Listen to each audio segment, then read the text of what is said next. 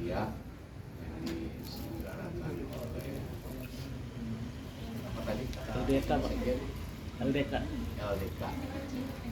yang berada di naungan Stit Algeria. Dulu lembaga falakiyah ini berada di bawah langsung PB Algeria. Ini saja mengingat koordinasi lebih mudah dan praktis kalau lembaga falakiyah ini sudah ditempatkan di bawah Stit Algeria, terutama mudah-mudahan ini memudahkan buat kita untuk istiqomah falakiyah. Memang falak ini salah satu ilmu yang rentan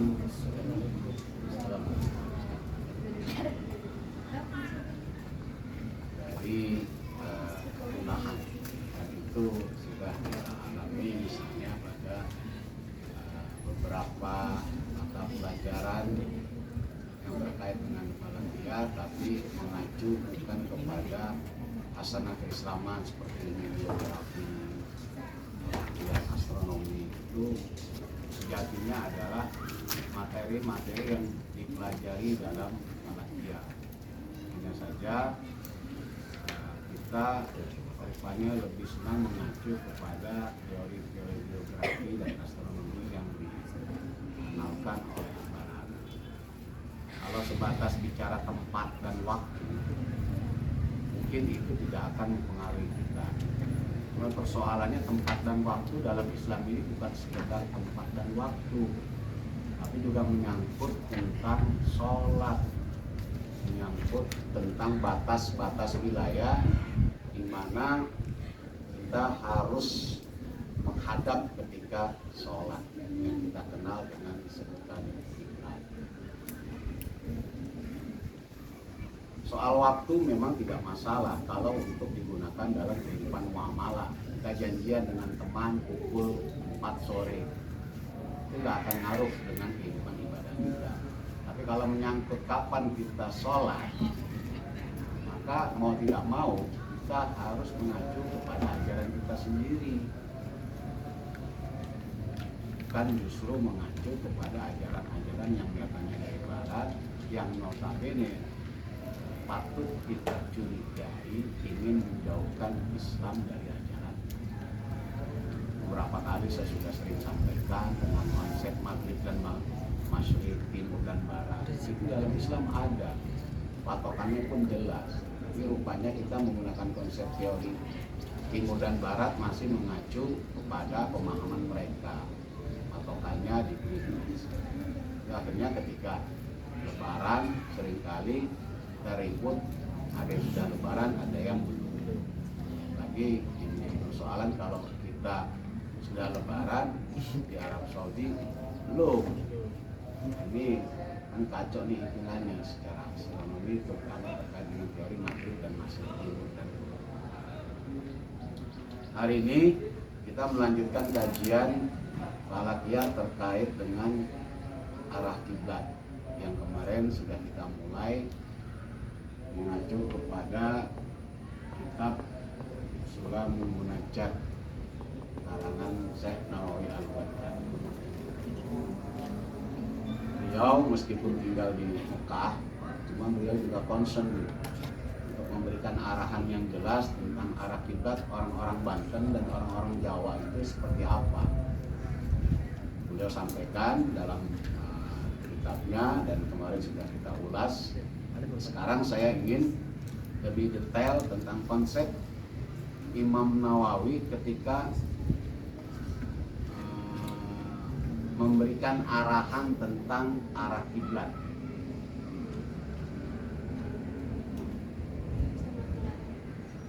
Kemarin sudah saya sampaikan juga, cuma belum diulas. Mohon dibuka kembali di kitab Marokil Ubudiyah, adab tentang sholat. Kemarin kan sudah saya kasih ya, coba dibuka lagi adab tentang sholat.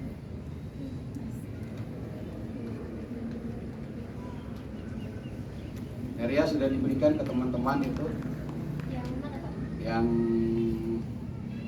ada usolat kitab Marofil Ubudiyah Yang kemarin ya Udah Pak. sudah.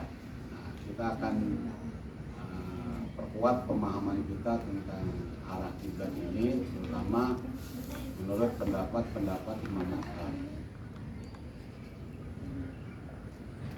Bismillahirrahmanirrahim. Qala al-musannifu rahimahullahu ta'ala wa nafa'ana bihi wa bi ulumihi fid dharain. Amin amin ya rabbal alamin.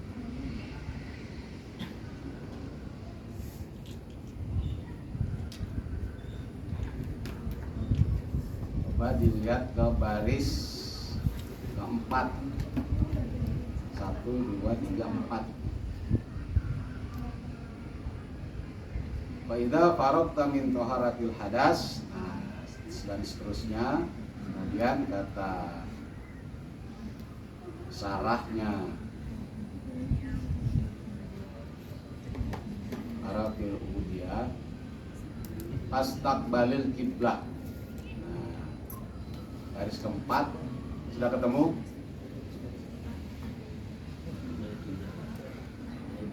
Ai bisodrika, udah ya.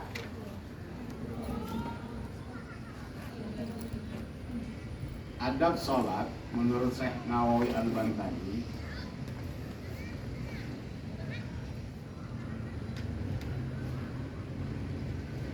setelah selesai kita membersihkan diri kita dari hadas, baik hadas besar maupun hadas kecil, kemudian juga dari najis yang tidak bisa dimaafkan yang ada di dalam sekujur tubuh kita, yaitu menutup aurat, nasurah ila rukbah, fastaqbalil kiblah. Kita diminta untuk menghadap kiblat. Penjelasan beliau ai bisodrika ai dengan dadam. Penjelasannya ai yakni ainaha, ainnya kiblat. Ainnya kiblat itu apa? Ka'bah. Ainnya kiblat itu Ka'bah.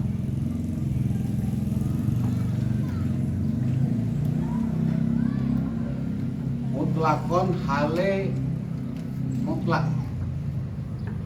Jadi dalam keadaan yang bersifat mutlak menghadap ke ain kiblat. Ketentuannya bil qurbi, baik dekat antara kita dengan kiblat,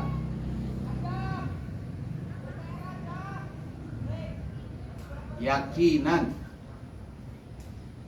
dalam keadaan yakin. Jadi kalau kita posisinya dekat dengan Ka'bah, maka kita harus yakin tuh yang kita hadapi adalah apa. Sementara wafil bu'di, kalau untuk yang jauh dari kiblat, zonan, itu kita boleh melakukannya secara apa? Kira-kira, misalnya kiblatnya di sana. Ya sudah, kita kira-kira saja. Kira-kira kiblatnya arah sana. Itu pengertiannya.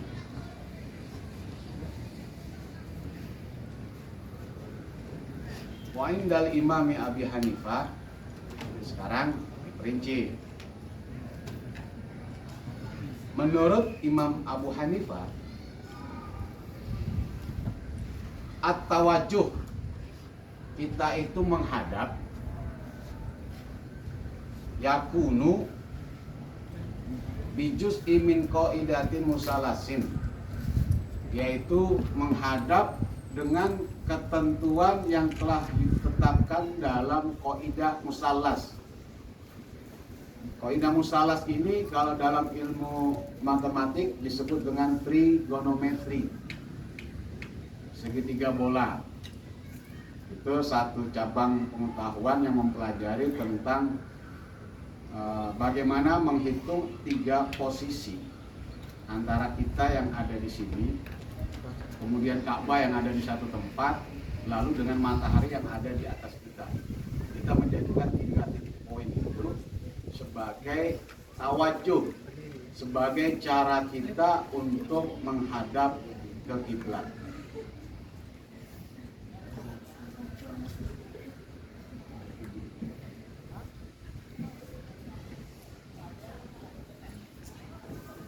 Wa indal Imam Malik, sedangkan menurut Imam Malik, al-kiblat ia al-jihah mutlakon. Yang disebut dengan kiblat itu adalah arah secara mutlak fil qurbi wa fil bu'i, fil qurbi wa fil bu'i. Baik kita mau jauh ataupun dekat, itu sifatnya hanya jihad secara umum mutlak, dan arah saja. Dan ini pernah diperinci oleh Gus Baha dalam salah satu pengajiannya. Kalau memang dari sini kiblat itu ke barat, ya sudah ke barat, itu sudah menghadap kiblat. Misalnya karena beliau ada di daerah timur dari kita, kalau beliau mau ke Jakarta, beliau akan bilang saya mau pergi ke barat. Barat itu bisa jadi Jakarta, barat itu bisa jadi Bogor, barat itu bisa jadi Rangkas Bitung. Nah, barat itu mutlakon, secara mutlak. Itu mazhabnya Imam Malik. Mazhabnya Imam Malik. Pokoknya kalau kiblat ada di barat, ya sudah menghadap saja ke barat.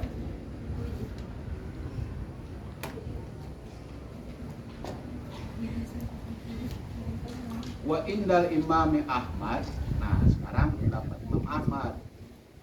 Ia yang namanya kiblat itu al-ain fil qurbi, itu harus nyata saat berada di tempat yang dekat, wal jihad fil bu'di, dia boleh menggunakan arah saja. Jadi kalau menurut Imam Ahmad, kalau ada berdekatan dengan kiblat Ka'bah, maka kita wajib menghadap ke Ka'bah. Bukan sekedar arah, karena kita pada posisi terdekat dengan Ka'bah. Tapi kalau kita jauh dari Ka'bah, cukup arahnya saja. Ka'bah ada di mana? Ada di selatan kita. Oh ya sudah, menghadap ke selatan. Itu sudah cukup. Menurut Imam Ahmad, kita dianggap menghadap kiblat.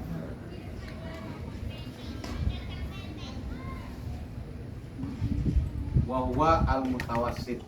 Ini pendapat yang tengah-tengah. Tengah-tengah. Wa ba'dahu enggak, sebelum. Wa mazhabu Abi Hanifah. Nah, sekarang mazhabnya Imam Abu Hanifah. Bagaimana terkait dengan kiblat ini? Itu ausahu, lebih luas, lebih fleksibel. Di amril kiblati, dalam urusan kiblat. Wa ba'dahu mazhab Malik, wa ba'dahu mazhab Imam Ahmad, wa huwa al-mutawassit, tengah-tengah. Wa ba'dahu mazhab Imam Syafi'i. Wa huwa adyakuna, yang terakhir ini mazhab Imam Syafi'i. Adyaku ini lebih ketat, lebih sempit. Lebih sempit, lebih ketat, lebih saklek. Li'annahu la budda minal aini, karena sebenarnya mau tidak mau kita harus secara ain mengenai kiblat ini mutlak. Kapan? Ain fil qurbi wal bu'di, baik dalam jarak yang dekat maupun dalam jarak yang jauh. Jadi Imam Syafi'i ini kalau urusan kita, urusan kiblat, mau dekat kah, mau jauh kah, tetap harus ainul kiblat, harus menghadap Ka'bah. Gak ada urusan kamu ada di Indonesia yang jauh 700 sampai 800 kilo ke Ka'bah, tetap kamu sholat harus menghadap kiblat. Ain, tidak boleh arah. Tidak boleh arah. Misalnya kiblat kita di mana? Indonesia barat. Ya sudah, kita menghadap ke barat. Itu kalau kata Imam Syafi'i, dia harus tepat, harus ke arah ainul kiblat.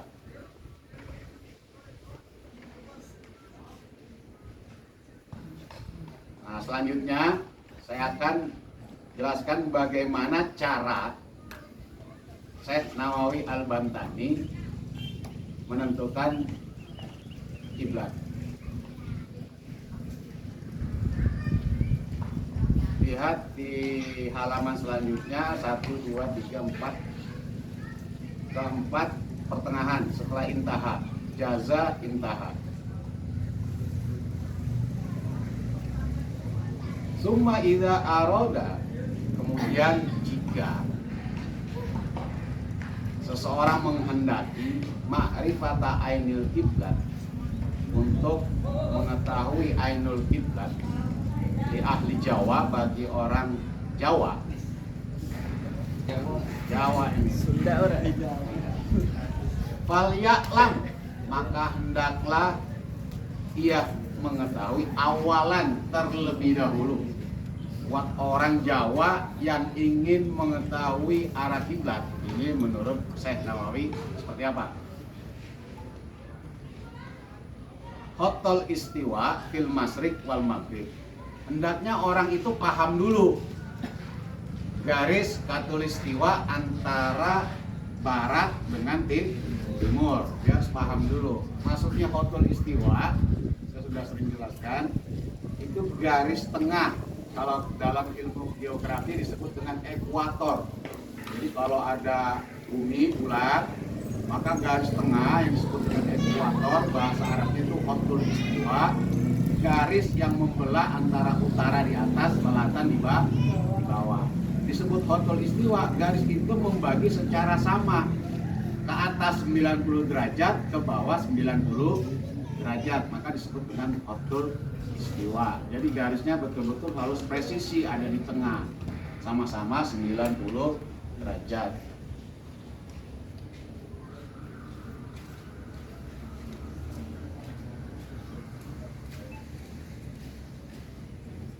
Summa beliau yaj'al alai asya mutasawiyah.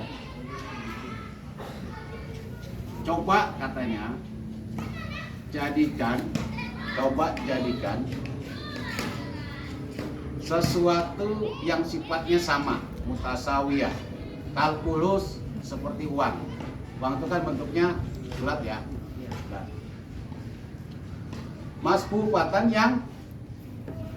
Masfufatin yang disusun, dibuat saf-saf, disusun.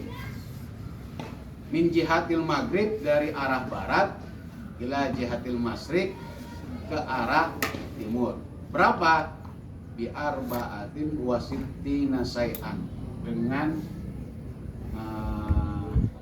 64 baris. Jadi kalau ada koin nih 64 dijejer, masfufah, dijejer, disusun bersaf set sepanjang 64 koin. Kenapa 64? Wahwa miqdaru fadlitul baina Makkah wa Jawa. 64 itu menurut Syekh Nawawi adalah ukuran panjang bujur antara Mekah dengan Jawa. Antara Mekah dengan Jawa. Tahu bujur? Jadi nah, ini kan kita kiblat sana ya. Dari sini sampai ke Mekah itu jaraknya 64 derajat. Kalau dibikin kilometer, masih ingat gak? 1 derajat berapa kilo? 111.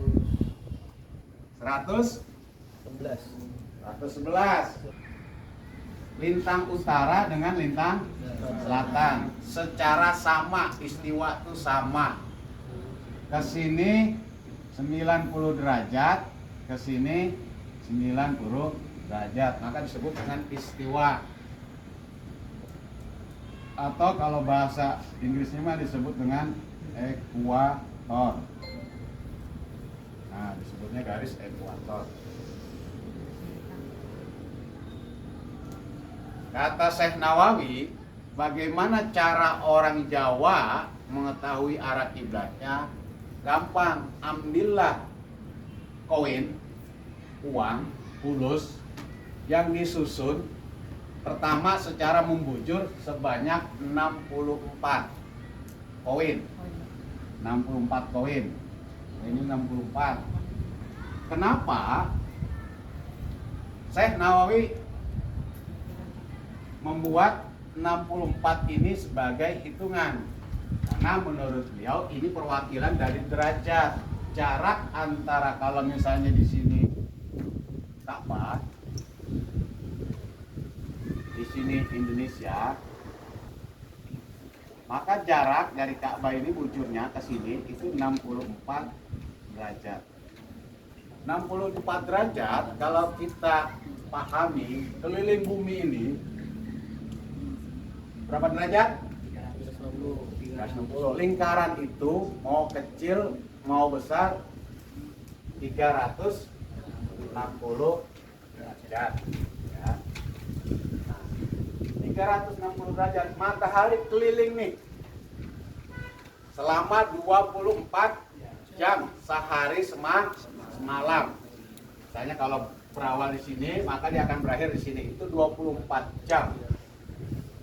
Matahari keliling bumi selama 24 jam.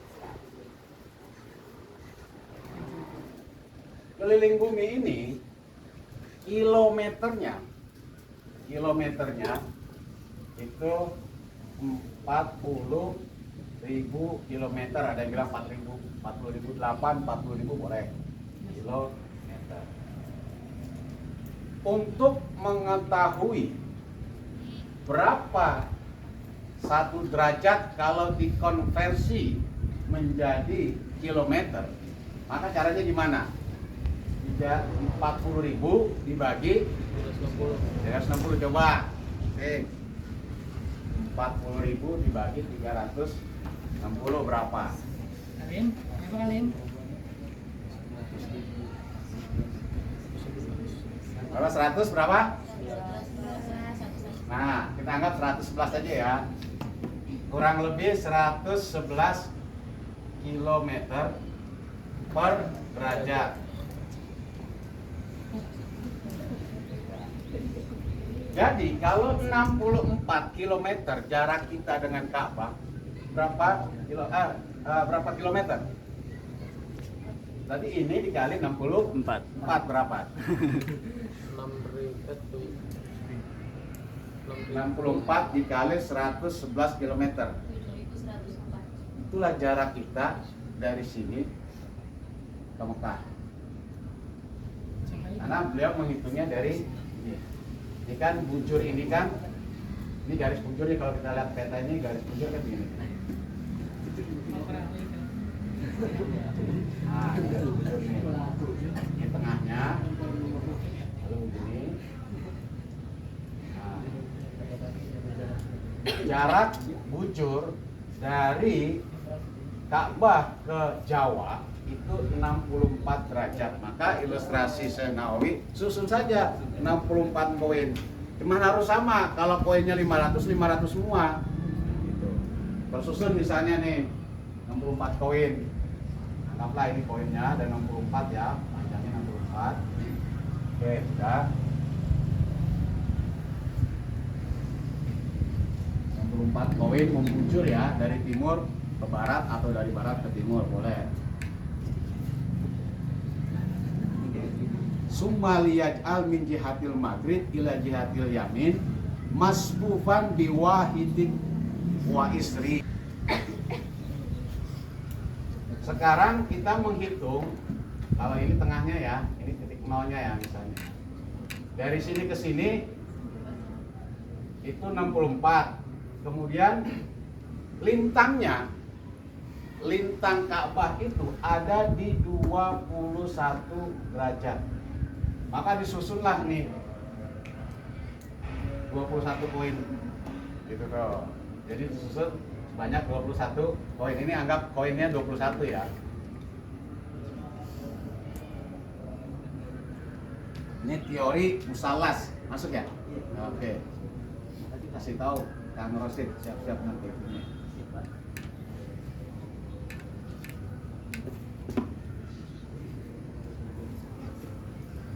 Kenapa 21?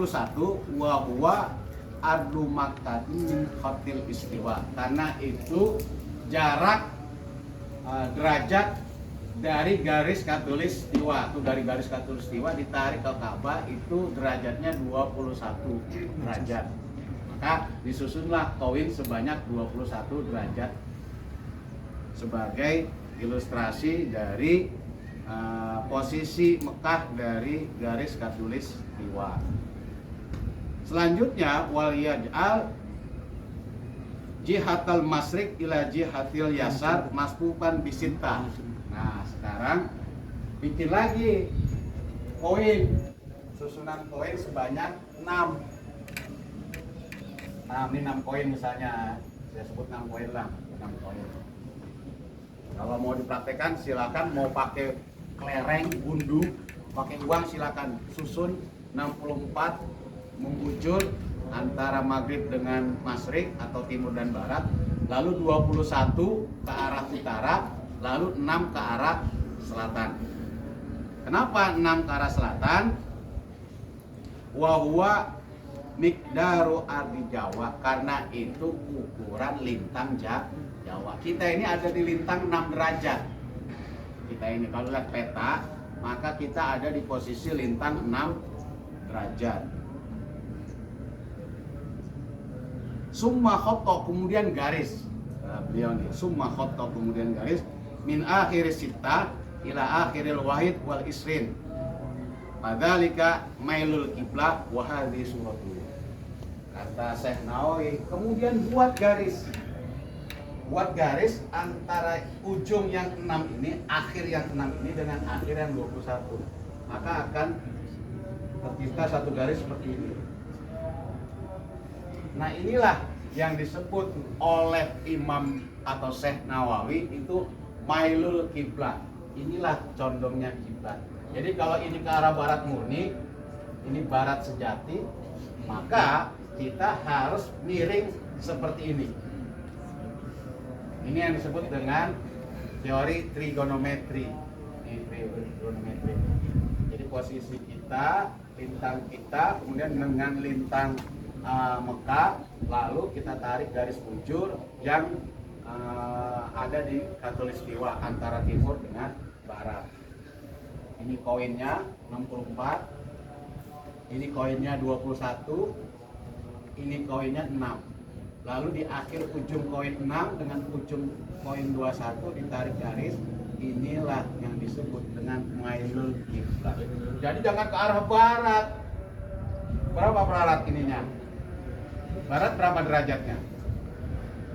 270 derajat.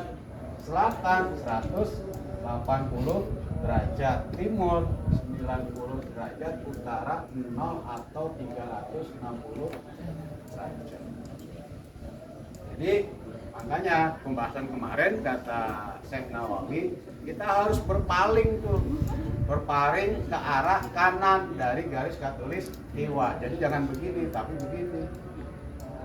Kalau itu barat sejati, maka kiblat kita harus ke sana. Nah, persoalannya bagaimana kemudian kita mengetahui ini garis barat sejati? Karena saya sudah sampaikan, untuk mengetahui kita berada pada posisi barat sejati gampang. Caranya kita buat lingkaran. Di tengah lingkaran itu kita kasih benda tegak lurus seperti ini. Misalnya ini lingkaran. Taruh di jam 11 kita lihat, kita kasih titik. Misal, kemarin saya contohkan begini, misalnya lingkaran. Ini lingkaran, lalu di tengahnya ada benda tegak lurus. Di jam 11, kalau matahari masih di sini, kan mesti ada bayangannya tuh. Bayangkan nih misalnya ada di titik sini nih. Karena mataharinya ada di sini. Lalu nanti jam 1 mataharinya dari sini kan. Bayangannya jatuhnya ke sini. Nah, di antara titik-titik ini tarik garis, jadilah itu barat sejati. 270 derajat.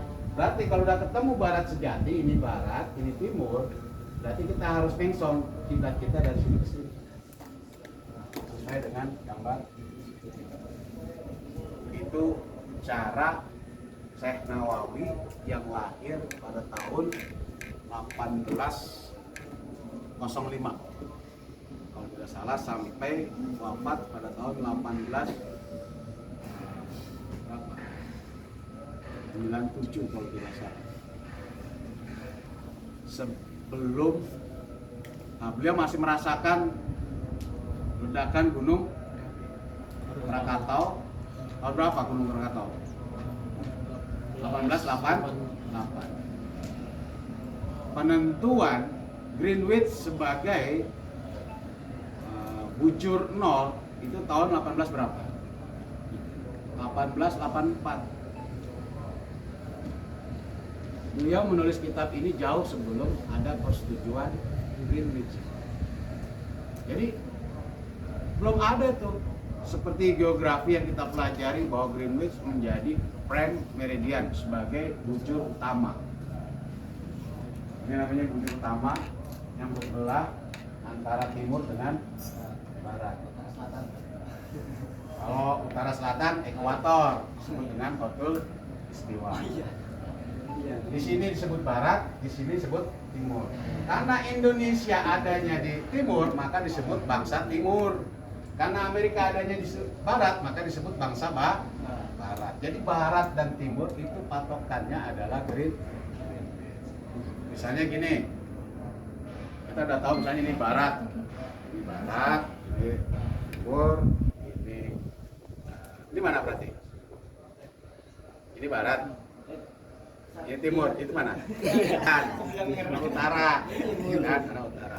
Selatan, utara. Ketika saya bilang ini barat, acuannya mana? Ini dibilang barat, ini timur, acuannya mana? Apa namanya? Hah? Bukan. Titik acu, saya menyebut perempuan ini ada di barat, Ki ada di timur, acuannya. Ya, barat timur itu mata angin. Acuannya mana? Posisi. Posisi siapa? Posisi saya. Posisi saya. Coba kalau lakinya ke sana, pindah. Pasti ada di barat dua-duanya. Jadi saya menyebut perempuan ada di sebelah barat karena titik acunya saya. Ini sebelah timur, titik acunya saya. Coba kalau misalnya yang laki pindah ke sana, saya akan nyebutnya di timur laki juga. Gitu kan? Enggak, kalau untuk buminya dia tetap. Untuk buminya tetap. Bahkan teori tentang helios di mana matahari sebagai pusat tata surya itu kan sebetulnya teori yang mengada-ngada. Kenapa saya bilang mengada-ngada? Teori dalam Islam itu geosentris, bumi sebagai pusat tata surya. Kan rame nih di flat earth kan, ya kan? Dia mengatakan bagaimana mungkin bumi yang bergerak 1607 km per jam, tapi kita yang ada di dalamnya tidak biasa-biasa saja, tidak nggak pusing gitu kan. Terus bagaimana mungkin pesawat yang ada di atas bumi ketika terbang harusnya dia nggak kemana-mana pun 1 jam kemudian dia ada di tempat yang lain sejauh 167 km, tapi kan itu tidak terjadi. Ternyata pesawat ini masih di situ-situ juga, dan ternyata kita juga nggak mental kemana-mana. Apalagi kalau teorinya mengatakan ternyata pergerakan bumi mengelilingi matahari juga bergerak ketika matahari bergerak mengelilingi galaksi. Gerakannya 800.000 km per jam. Wah, luar biasa itu. Sudah mah kita bergerak mengelilingi matahari, yang kita kelilingi juga bergerak dengan kecepatan 800 800.000 kilometer per jam. Balapan kan? Itu artinya secara langsung kita juga bergerak lebih dari 800.000 kilometer per jam. Karena kalau kita masih tetap mau mengelilingi matahari, yang kita kelilingi lari secepat mungkin, itu kan kita juga harus kejar dia kan. Berapa kali tuh kita muter? Pertama kita rotasi, kemudian evolusi, kemudian mengejar matahari, dan kita fine-fine saja. Kan ini satu kritik buat teori heliosentris, sepertinya tidak logik. Tapi kalau bumi itu diam, lalu matahari yang berkeliling terhadap bumi, sebagaimana teori geosentris yang sudah dikenalkan ribuan tahun, 2 abad sebelum Masehi, itu sudah berlaku. Teori heliosentris itu kan di abad ke-15, setelah kerajaan Islam, daulah Islam nih itu runtuh, muncullah teori tentang bagaimana, kalau saya berpikir, menjauhkan Islam dari ajaran, dibuat kembali. Tadinya geosentris menjadi teori heliosentris. Ini persoalan. Maka buat teman-teman yang ingin mengetahui tentang geografi antara timur dan barat, kenapa kita disebut timur lalu orang barat disebut barat, itu karena pada tahun 1884 di Washington DC, Amerika ngundang Inggris dan 25 negara lainnya kumpul barat, nentuin, yuk kita tentuin titik nol itu dari Greenwich. Di barat kita nih lapangan nih, kita lari kan, kita mau lari nih, ada lomba nih, lomba lari maraton keliling 400 meter misalnya. Kapan kita disebut berkeliling 400 meter? Pertama kita tentukan dulu garis awalnya kan. Ini startnya dari mana? Oh, dari misalnya startnya dari depan PB. Maka ketika dia berkeliling lari, dia akan disebut mengelilingi kalau sudah sampai di PB. Jadi menentukan titik awal itu penting. Matahari berputar mengelilingi bumi 24 jam. Pertanyaannya, titik nolnya dari mana tuh? Titik nol matahari disebut berangkat dari jam 00 sampai ke 24.00, dari mana itu? Iya, titik awal berangkatnya. Itu yang ditentukan sama barat dari Greenwich. Sementara kalau sekedar waktu doang sih nggak jadi masalah, tapi waktu ini kita gunakan buat ibadah, buat menentukan kapan hari raya, kapan puasa. Masalahnya di situ. Kalau sekedar janjian mau ngopi saja nggak jadi masalah, nggak ada kaitannya dengan ibadah. Tapi kalau sudah menentukan kapan hari raya, itu terkait dengan puasa, nggak boleh kita puasa ayam rusak, haram kan kita puasa ayam rusak. Satu sisi udah ada yang lebaran, sisi lain belum. Ragu nih saya, karena ragu maka saya haram tuh untuk puasa. Kan gitu kan hadisnya, nggak boleh kita puasa di pada hari ayam rusak atau hari-hari yang penuh dengan keraguan. Ada yang sudah buka, ada yang masih puasa. Kita bingung mau ikut mana nih kita. Kalau kita bingung, berarti kita ragu. Kalau ragu, haram kita puasa. Mendingan nggak usah puasa. Kecuali dari awal kita meyakini saya mau ikut yang buka duluan, atau saya mau ikut yang belakangan. Itu nggak apa-apa. Tapi kalau kita sendiri udah ragu, itu nggak boleh. Haram kita berpuasa. Itu jadi penting teman-teman ketahui, di bumi yang bulat itu titik awalnya sudah ditentukan oleh orang barat, Greenwich. Maka disebutlah Indonesia itu terbagi menjadi 3 waktu. Ada yang disebut dengan WIB, waktu Indonesia Barat. Ada kemudian WITA, waktu Indonesia Tengah. Ada waktu Indonesia Timur. Jarak masing-masing ini adalah 1 jam. Jarak masing-masing di antara 3 ini 1 jam. Kita ingat 1 jam berapa derajat? Kembali ke sini. 1 jam berapa derajat? Tadi kalau 1 derajat 111 kilo meter. 111 km. Caranya 360 dibagi 40.000 dibagi 360. Lah sekarang kalau untuk menentukan 1 jam itu berapa derajat, maka 360 dibagi 24 berapa? 360 dibagi 24 15. Maka 1 jam itu nilainya 15 derajat. Maka kalau kita lihat peta kita itu membujur dari 105, ini membujur Indonesia ya.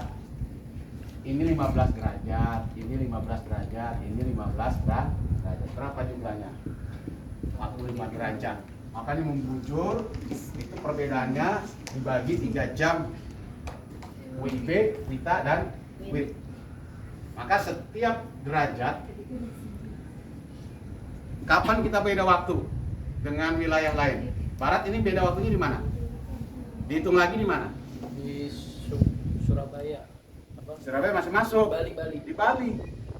Bali itu udah masuk waktu Indonesia Tengah. Karena sudah terbentang sekitar 15 derajat. Sudah ada jarak nih. Ini Bali, ini Jawa dan Sumatera. Ini mulai dari Bali, NTB, Maluku sampai ke Papua. Perbedaannya itu 15 derajat. Atau kalau kita konversi ke jam, itu masing-masing perbedaannya 1 jam. Yang menentukan itu siapa?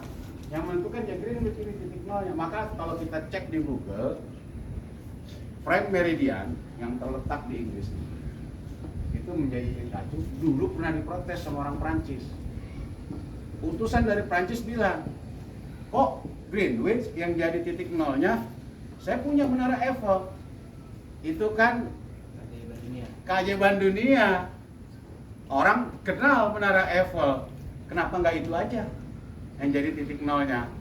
Tuh, diprotes sama Prancis. Bukan orang Islam saja protes. Kenapa kok semena-mena mereka menentukan Greenwich sebagai titik nol? Lalu Greenwich itu, ini adanya di sini. Lintangnya berapa Greenwich? 51 derajat. Ka'bah lintangnya 21 derajat. Kalau kita belajar ilmu geografi, perubahan musim itu terjadi antara, kalau kita kan cuma musim hujan dan musim kemarau. Kalau di Eropa atau di daerah-daerah kutub itu kan punya 4 musim. Ada musim panas, musim dingin, musim semi, musim gugur. 4 musim itu terjadi kenapa? Kenapa kita cuma 2 musim, yang lain 4 musim? Kenapa? Kita ada di garis khatulistiwa, garis yang membentang secara adil antara timur dan barat. Jadi kalau mataharinya di sini, matahari di sini, kita adalah wilayah yang hampir 24 jam itu sinar matahari mesti ada pada diri kita, di wilayah kita. Kalau mereka yang di sini, matahari itu bergerak paling ujung di utara itu hanya 23,5 derajat. Jadi kalau ini Ka'bah, Madinah itu ada di 24. Matahari saja tidak sampai ke Madinah, yang ada di posisi 24 derajat. Nggak sampai. Apalagi 51 derajat. Matahari nggak sampai ke sana. Jadi kalau matahari berputar, misalnya dari timur ke barat, itu mentok di 23 sebelum Madinah. 23,5 derajat. Demikian juga ketika matahari dari timur bergerak ke barat, itu ada di wilayah selatan. Itu sama, hanya di 23,5 derajat, kurang lebih di daerah Australia. Maka itulah kenapa ketika matahari ada di sini gelap nih, di kutub nih, kutub utara, dia nggak mendapatkan sinar matahari. Itu yang disebut dengan polar kutub, di mana selama 24 jam matahari tidak pernah nongol. Kalau mataharinya lagi ada di selatan. Bulan apa? Bulan Desember. Ini bulan Desember nih. Nanti di Finlandia, di Swedia itu mengalami yang disebut dengan polar kutub. Tidak pernah mendapat cahaya matahari, gelap terus ya. Selama kurang lebih 3 bulan Kan mataharinya ada di sini. Mulai dari November, Desember, Januari baru dia naik ke atas lagi. Sebaliknya di kutub selatan terang terus. Tidak pernah terjadi gelap. Kenapa? Mataharinya ada di sini. Mataharinya. Kalau di flat earth, bumi datar, itu nggak ada tuh yang namanya polar. Ya, tidak adanya polar night dengan midnight sun. Nggak ada. Karena bagi penganut bumi datar, matahari dan bulan itu berkeliling terus menerus kan. Nggak ada dia nggak punya konsep. Di situ aja bumi datar itu salah secara teori. Aneh. Apalagi kalau bicara tentang gerhana, bingung. Kenapa? Ini bulan, ini matahari, dia kan berkeliling nih. Ini kan bumi datar katanya kan keliling. Kapan terjadinya gerhana? Nggak jadi gerhana. Nggak ada gerhana, karena matahari dan bulan selalu bertolak belakang kan, berhadapan kan. Ketika misalnya ada di Amerika, satu sisi misalnya bulannya ada di posisi Jawa lah gitu. Ntar muter terus begini, muter terus dia. Nggak pernah ngikut ya Pak? Iya. Kucing-kucingan ya? Kucing-kucingan. Kalau dalam konsep bumi bulat, ada kalanya baik matahari dan bulan posisinya berdekatan. Sama. Jadi kalau kita lihat ke barat, mau hilal nih nanti bulan puasa menentukan hilal. Mataharinya di sana, bulannya di sana. Hanya beda ketinggian. Matahari tenggelam, bulan di atas 3 derajat menurut NU atau pemerintah, maka itu sudah masuk waktu puasa atau masuk lebaran. Mataharinya di situ, bulannya juga di situ. Hanya beda ketinggian berapa derajat. Kalau di bumi datar nggak ketemu tuh konsep itu, orang saling berhadapan, bulan di sini, matahari di sini, ya mereka keliling gitu kan, selalu berhadap-hadapan, nggak pernah ketemu. Lalu menentukan yang namanya bulan sabit bisa muncul gimana? Lah kan susah, bulan sabit gimana orang saling berhadap-hadapan, selalu purnama kan? Selalu purnama. Kalau dalam konsep bumi bulat, purnama itu hanya sekali pada tanggal 15. Bulannya bulan Hijriah ya, jangan 15 bulan nasional, nggak bakal ketemu. Bulan Hijriah tanggal 15 itu pasti bulan purnama.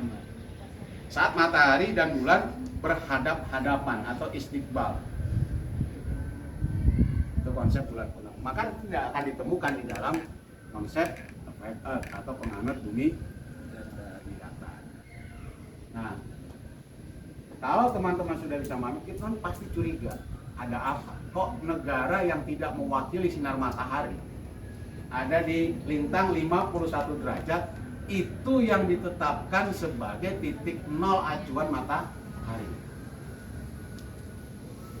Besok nih kita tanggal 8 Oktober, Cilegon akan dilintasi oleh matahari. Kalau nggak percaya, besok tanggal 8 Oktober dirikan bayangan jam 12.00 matahari nggak punya bayangan. Maka disebut dengan hari tanpa bayangan. Itu tidak akan pernah terjadi di Greenwich. Iya, karena matahari nggak nyampe ke sana. Oh, matahari cuma nyampe di 23,5 derajat. Madinah saja nggak kebagian. Dia sinar tetap dapat, cuma di atas kepala orang Madinah nggak pernah ada itu. Nggak pernah ada ceritanya orang Madinah tepat di atas kepalanya itu matahari. Apalagi Inggris yang 51 derajat. Tapi kok anehnya titik nol matahari dihitung dari sini. Itu pertanyaan kita sebagai orang Islam, berarti ada apa-apanya. Berarti ada kepentingan politis di mana mereka ingin menjauhkan ajaran Islam dari umatnya. Termasuk akhirnya membagi barat dan timur. Barat dan timur dihitung dari sini ya, dari Greenwich ya. Di sebelah sana barat, sebelah sini timur. Maka itulah terkenal dengan istilah Timur Tengah. Timur Tengah itu negara mana? Arab, karena posisinya dia di timur, ini kan barat. Ini timur. Timur Tengah itu adanya di sini. Di sini nanti masuk misalnya termasuk Israel, ya. Itu adanya di sini, pinggir-pinggir sini. Maka disebut kawasan sini kawasan Timur Tengah. Di timur tapi posisinya ada di tengah. Kita di sini. Setelah ini kan laut Nah ini kan laut, kan nggak ada daratan lagi setelah Papua New Guinea itu. Maka disebutnya timur jauh. Kalau bahasa Inggrisnya far eastern, kita ini timur jauh. Kalau Arab Saudi timur tengah. Timur tapi adanya di tengah. Kita timur jauh. Amerika adanya di sini nih, Amerika. Dia disebut dengan barat. Nah, disebut dengan negeri barat. Kalau Eropa ini berdampingan dengan Asia nih. Terakhir Eropa itu di Turki. Turki itu awalnya masuk Asia, tapi lalu dia mendeklarasikan diri sebagai bangsa Eropa. Satu alasannya, kalau dia masih mengakui Asia, habis dia sama orang Eropa. Maka zaman Kemal Atatürk yang tadinya perempuan berjilbab dibebasin. Bebasin kalau saya jilbab. Karena kalau masih mengidentifikasikan diri sebagai orang Muslim, habis dia sama orang Eropa. Ini Eropa adanya di sini. Setelah Turki, Yunani, di bawahnya lagi Spanyol. Ini berbatasan dengan Gibraltar antara Afrika dengan Spanyol. Disitulah kemudian dulu Islam masuk pertama kali setelah nyebrang ke benua Afrika ke Maroko, dari Maroko kemudian naik ke atas, masuklah dia melalui Selat Gibraltar ke arah Spanyol. Jadi silakan dibuka tuh geografinya itu, kelihatan bagaimana mereka mencoba untuk merekayasa timur dan barat sesuai keinginan mereka. Padahal Tuhan sudah mengatakan walillahil masyriq wal maghrib. Tuhan sudah menetapkan timur dan barat, saya menentukan. Dari mana Tuhan menentukan? Banyak ayat yang menunjukkan bahwa penentuan barat dan timur titik tengahnya adalah Ka'bah. Ayatnya misalnya inna awwala baitin, itu bisa dipakai. Kemudian nasi lalladzi dibakata mubarakan wa hudan, dia menjadi petunjuk. Wa hudan lil alam, dia menjadi petunjuk bagi semesta alam. Bahwa ini barat, ini timur. Itu sudah ditentukan dalam banyak ayat Al-Quran. Kalau cuma pembagian wilayah saja, maka atau pembagian waktu, al-waktu, menyangkut persoalan muamalah, oke. Kita nggak akan mempersulit. Kan kita mau pakai waktu Greenwich Indonesia, berarti kalau di sini disebut plus 7. Kan sering kita melihat Indonesia waktunya itu plus 7. Plus 7 itu maksudnya dari Greenwich. Jadi kalau di Indonesia jam 12 siang, di Greenwich jam berapa? Jam 5 pagi. Gitu. Maka Indonesia dari Greenwich itu disebut Indonesia WIB dari Greenwich itu plus 7. Kalau WITA plus 8, kalau WIT plus 9. Waktu GMT. Waktu GMT.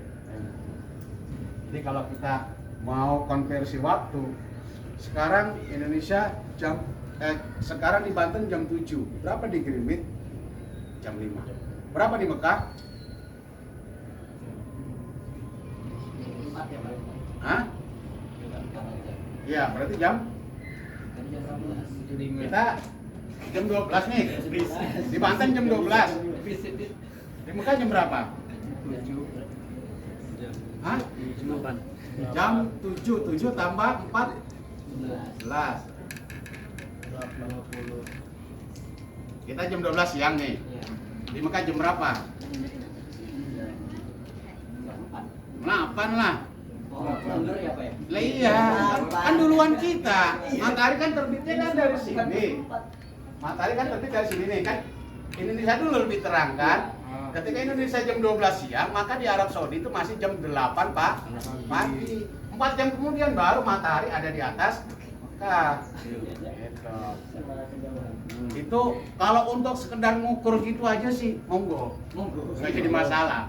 Tapi kalau ngitung waktu sholat itu yang tidak boleh disamakan dengan konsep waktunya ala barat. Termasuk menentukan timur dan barat itu juga tidak boleh kita mengikuti konsep ala barat. Karena akan kacau. Mana duluan nih lebaran? Indonesia dulu apa Arab Saudi dulu? Secara teori matahari kan dari timur dulu, berarti Indonesia mendapat cahaya matahari lebih dulu. Harusnya Indonesia itu lebaran lebih dulu daripada Arab Saudi. Tapi kemarin kan kebalik. Arab Saudi dulu lebaran, baru besoknya Indo. Katanya matahari dari sini, dari timur, ya kan? Indonesia ada di sebelah timur. Kenapa giliran lebaran kok Arab Saudi dulu? Padahal kalau sholat tarawih kan kita dulu, kita sholat tarawih nih. Ntar jam 11 malam baru Arab Saudi kalau sholatnya. Wayai lebaran, kenapa kok mereka duluan lebaran? Baru Indonesia. Pertanyaan, kok bisa? Gitu tuh. Jadi Islam ini mau diacak-acak dengan teori, geografi, dan astronomi yang mereka tawarkan. Maka sebagai umat Islam, kita harus saklek kembali kepada ajaran Al-Quran. Walillahil masyriq wal maghrib. Oh, kalau gitu yang menentukan timur dan barat. Nah. Kemudian tentang perjalanan matahari yang mengelilingi bumi, itu sudah banyak disebutkan dalam Al-Quran. Tidak ada satupun ayat yang menyatakan bahwa bumi itu bergerak keliling. Tidak ada. Buka ayat Quran, Tuhan kalau menyebut bumi itu mesti beriringan dengan langit. Langit kan sebagai semesta. Di setengah semesta itu ada yang namanya bumi sebagai titik sentral. Jadi kalau kita belajar matematik, himpunan itu kan ada semesta. Di tengah semesta itu ada titik namanya bumi. Dia mau ditarik ke utara, ditarik ke selatan, ditarik ke barat, ke timur, posisinya sama. Posisinya dia ada di tengah. Karena kalau ditarik ke atas 90, misalnya 90 kilo, maka ke timur 90 kilo, ke selatan 90 kilo, ke barat juga 90 kilo. Bumi itu ada di tengah-tengah. Maka disebut, apakah engkau tidak lihat bagaimana Tuhan meninggikan langit tanpa tiang, di ghairi amadin, tanpa tiang. Itu posisinya ada di tengah padahal. Tapi bumi tidak bergerak kemana-mana. Coba kalau buminya misalnya posisinya ada di bawah. Misalnya kalau ini semesta langit nih, buminya ada di sini.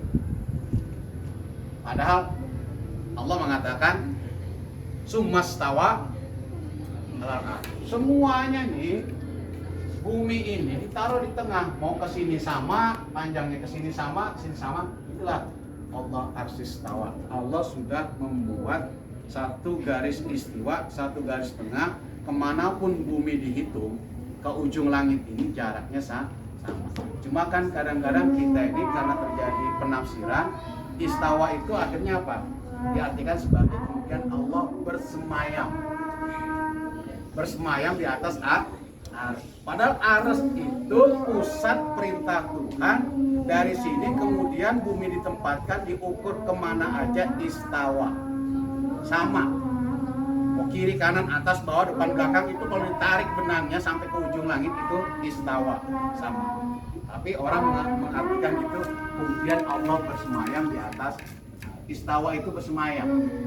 Padahal kita punya garis khatul istiwa, garis yang membelah bumi secara sama. Harusnya ketika istawa terkait dengan penciptaan langit dan bumi, berarti bumi dan langit itu diciptakan istawa. Ini perlu untuk teman-teman direnungkan bersama, karena kita orang Islam, kita punya tanggung jawab moral untuk menyampaikan hasanah bukan Islam ini agar keimanan kita itu tidak perlu diragukan. Karena kalau Qur'annya bicara seperti itu lalu kita percaya teorinya orang Barat, kan secara nggak langsung kita mengingkari. Ketika kita mengingkari Al-Quran, itu dalam tanda kutip disebut apa? Dia orangnya tidak percaya. Dia percaya, tertutup akal pikiran kita dari kebenaran Al-Quran, lalu kita mengikuti ajaran. Nggak perlu kita ganti KTP agama, keluar dari Islam nggak perlu.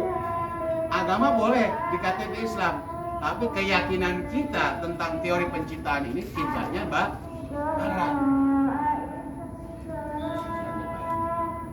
Oke, itu saja pengajian kita terkait pemantapan arah kiblat yang kita kutip dari kitab Waraqil Abbas Aubudiyah karang Syekh Muhammad Al-Bantani.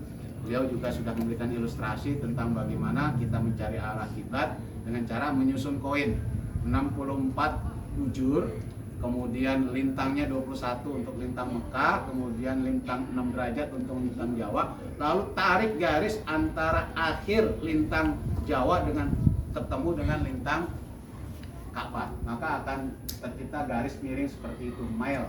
Nah, mile inilah yang kalau kata Imam atau Syekh Nawawi, itulah arah kiblat orang Jawa. Arah kiblat itu yang disebut dengan ilmu trigonometri, segitiga bola. Sama kalau kita ke laut. Ke laut itu kan kita kadang-kadang keder dengan arah dan tidak ada jalan kan di laut. Maka saat orang masang rumpon, tahu rumpon? Rumpon itu alat yang ditenggelamkan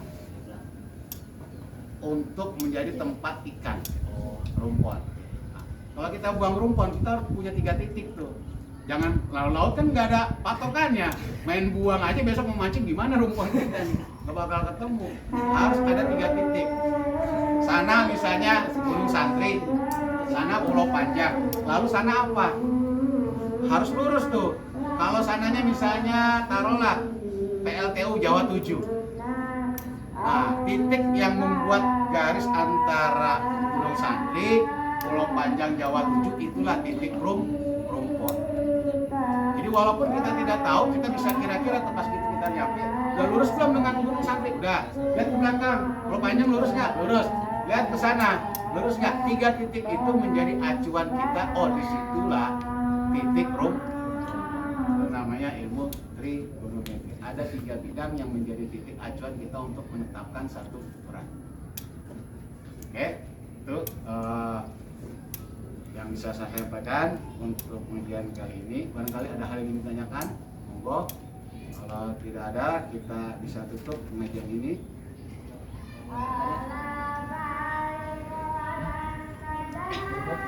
Besok kita akan mencoba untuk menghitung rumus arah kiblat berdasarkan ilmu matematik. Kalau keburu dan matahari tidak gelap seperti ini, masih nongol mataharinya, kita bisa praktek mengukur jalan yang lebih turun. Dulu pernah kita lakukan di sini, tapi nanti kita akan coba lagi. Saya sih berharap paling tidak Al-Khairiyah ini punya tim pengukur arah kiblat. Jadi ketika teman-teman Al-Khairiyah diminta untuk mengukur arah kiblat, sudah punya timnya. Angkat misalnya Al-Khairiyah yang ada di Ciwandan, ada masjid, kita diukur kiblatnya. Itu sebisa mungkin orang Al-Khairiyah, karena sudah punya kemampuan untuk mengukur arah kiblat. Bagaimana untuk mengarah kiblat? Tadi sudah kita pelajari. Kalau kita penganut mazhab Syafi'i, itu mutlak ainul kiblat. Ya kan, ainul kiblat, bukannya zonan. Ya, bukan harus keyakinan. Mau jauh mau dekat jaraknya harus keyakinan. Itu Imam Syafi'i. Bukan zonan. Terus kita ke Serang gitu.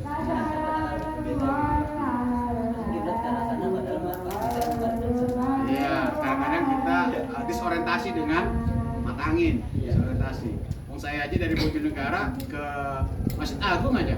Lah, kok Masjid Agung kayaknya malang ke sana, saya kiblatnya malang ke sana gitu kan. Terus kayak disorientasi gitu. Kalau saya jauh-jauh Bojonegara mah Cilegon aja bisa. Nah, sekarang udah banyak alatnya kan. Udah banyak. Kalau dulu semestinya ya ketika di zaman Imam Syafi'i masih hidup kayaknya mah sulit kita untuk keyakinan. Tidak ada alat ukur yang bisa mengukur arah kiblat secara presisi yakinan. Kalau sekarang kayaknya kalau saya melihatnya sepertinya Imam Syafi'i harusnya zonan. Kan belum ada alat ukurnya. Kalau sekarang kita dimanapun berada ada alat ukurnya kan. Tapi nggak tahu ya. Kalau maksudnya Imam Syafi'i itu adalah yakinan dengan Rosdul Kiblat. Kan setahun 2 kali, di mana matahari persis ada di atas Ka'bah. maka semua benda tegak lurus, bayangannya akan lari ke arah Ka'bah. Mungkin Imam Syafi'i pakai teori itu. Silahkan Anda cek nanti tanggal 27 Mei. Nah, itu kan yang membuat kita yakin, oh kalau saya sekarang rumah saya di sini 27 Mei saya tancap benda tegak lurus pada jam 4 sore ya, lewat 18 menit ada bayangan, itu bayangan mesti ngejarnya ke arah Ka'bah. Caranya yakinannya kan di situ. Jam 4 sore. Jam 4 sore lewat 18 menit tanggal 27 Mei. Kalau tanggal 16-17 Juli ya, itu pada pukul 4 sore lewat 27 menit. Catat. Itu sudah jadi algoritma. Kan matahari itu bergerak sudah pasti. Makanya kenapa ada jam sholat yang selalu akur. Udah jadi algoritma. Lihat kitab falaknya Cibuber. Tahu apa kitab falaknya Cibuber? Fathur Rahman Latif kan? Itu kan di algoritma kan, tertulis di situ. Algoritma sudah jelas. Matahari nggak mungkin pindah ke lain hati. Iya, lain dengan manusia. Pokoknya kalau bulan Desember adanya di selatan, dia akan selalu ada di selatan. Nggak pernah dia mungkiri ada di utara. Itu matahari, maka sudah jadi algoritma. Kita aja nih biasa buka apa, misalnya buka make up nih. Maka iklan-iklan yang masuk ke kita itu iklan make up lah. Nggak mungkin iklan buah-buahan. Dibaca sama komputer, algoritma kita senang pada hal yang berbau make up, maka iklan make up.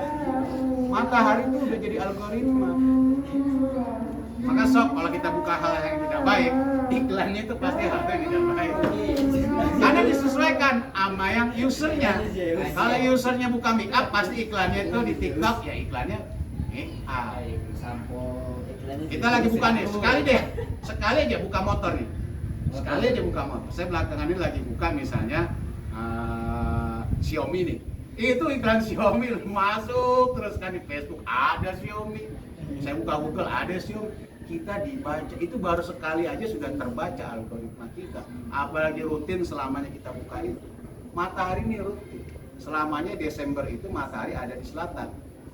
Bulan Juni matahari selamanya ada di utara. Setiap tanggal 8 Oktober matahari persis ada di atas Cilegon. Besok buktikan. Tancap tanggal 8 ya. Atau besok siang tanggal berapa? Tanggal 7. Tanggal 7 udah mulai.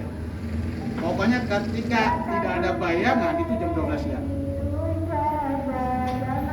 Besok buktikan. Jam 12 siang. Jam 12 tuh masih ada Pak. Oh iya. Ingat, 12 siang itu jam matahari ya. Jangan jam Greenwich. Jam Greenwich ini dihitung berdasarkan jam rata-rata. Jam rata-rata. Maka bisa jadi zuhur itu tidak selamanya jam 12. Kadang-kadang jam 11.43 udah zuhur. Atau kadang-kadang jam 12:11 baru zuhur. Nggak pernah tepat jam 12.00. Karena yang diacu oleh Greenwich adalah waktu rata-rata. Makanya disebut GMT. GMT itu Greenwich Mean Time. Waktu rata-rata. Waktu rata-rata kan dari waktu sekian dikalkulasi lalu dipukul rata-rata. Kalau yang dimaksud Cibuber Pak Relatif itu adalah zuhur jam 12:04. Itu bukan waktunya GMT. Bakal ketemu.